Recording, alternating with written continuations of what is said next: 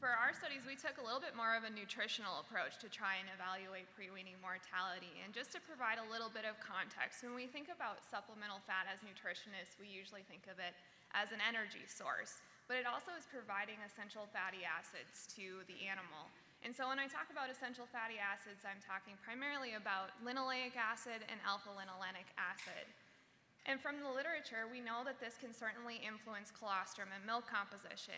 And in the past, researchers have found that providing these fats in mid to late gestation can also influence survivability of pigs.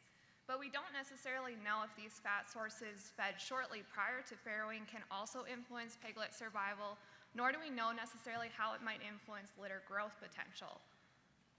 So we conducted a couple of studies to further evaluate essential fatty acid intake prior to farrowing and how this might influence both colostrum composition as well as litter growth.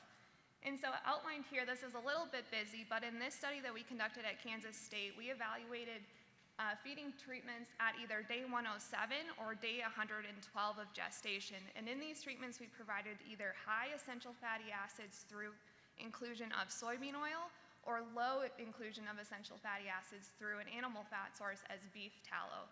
And as you can see here, regardless of timing of the treatments, so if we fed treatments at either day 107 or day 112 of gestation, both colostrum and milk, linoleic and alpha-linolenic acid increase when we include a high EFA source.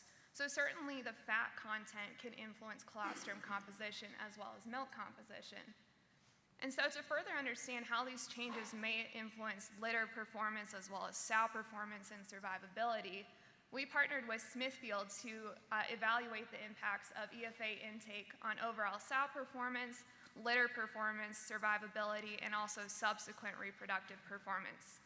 So in this study, we had just over 3,400 sows assigned to treatments. And so per treatment, we had 850 to 874 sows assigned. And so as sows are entering the farrowing rooms at approximately day 112 of gestation, we assign them to one of the 4 treatments outlined here. And so the first treatment represented a control diet. So we did include 0.5% of choice white grease primarily for pelleting purposes. But you can see here that in this corn, soybean meal, and wheat-based diet, it contained 89 grams per day of linoleic acid or 5 grams per day of alpha-linolenic acid. And for reference, some of the research that's been conducted at North Carolina State University suggests that sows should consume at least 125 grams per day of linoleic acid or 10 grams per day of alpha-linolenic acid in order to maximize or optimize sow reproductive performance. And so certainly our control is below those recommended levels. And the second treatment, we did include 3% soybean oil. So this is a high EFA source, and you can see that by including 3% fat as soybean oil, increased the projected EFA intake to 189 grams per day of LA and 19 grams per day of ALA. The third treatment also included 3% fat, but this was provided as choice white grease. So this is a low EFA source, and so we have a similar energy density of the diet, but lower EFA, similar to the control. And in addition to that, we had a fourth treatment which represented a combination fat treatment. So with this treatment, we were looking at both the inclusion of high EFAs provided by soybean oil, but an additional increased energy density by including an additional 2% of choice white grease. So to first look, based off of average daily feed intake and analyzed diet composition, you can see here that the sows that were assigned to either the soybean oil or the combination fat treatment certainly were consuming much higher linoleic acid and alpha-linolenic acid compared to those with low EFA intakes. And so what's the most important takeaway message here is we did reach those levels above what the suggested recommendations from Rosero and others were for our high and low EFA intakes. And moving on, we did collect some colostrum and milk samples from a subset of sows within this study. And what you'll note here is that, again, we saw that sows that were provided high EFA through soybean oil had significantly greater colostrum LA and ALA content. And this improvement in LA and ALA content was maintained throughout the lactation period, such that milk also contained higher levels of the EFAs. So when we look at more of a litter performance or a pig performance basis, providing higher EFAs to the sows resulted in overall improved average pig body weights at weaning.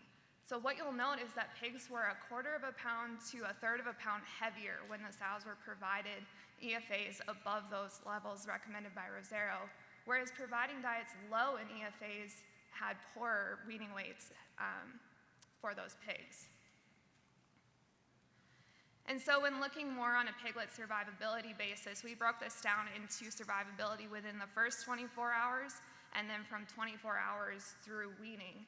And what we saw was there's no evidence for differences in piglet survival in the first 24 hours, nor was there differences in the remaining lactation period, depending on the EFA intakes. So just to provide some high-level conclusions, we certainly know that sow EFA intake can influence colostrum composition and milk composition throughout the lactation period. But we also know now that sow EFA intake did not influence farrowing performance in this study, in the second study, nor did it influence piglet survivability. But most importantly, we observed that sows provided high EFA did result in litter average daily gain and higher piglet body weights at weaning when they were provided high EFAs compared to low. And although I didn't have time to show the data today, we also followed these sows for subsequent reproductive performance, and we did not observe any evidence for differences in subsequent performance of sows in either litter size or farrowing rates in the subsequent litter. So with that, I do want to thank Smithfield for their time and collaboration for this study, and as well as the grant for allowing me to be a part of this.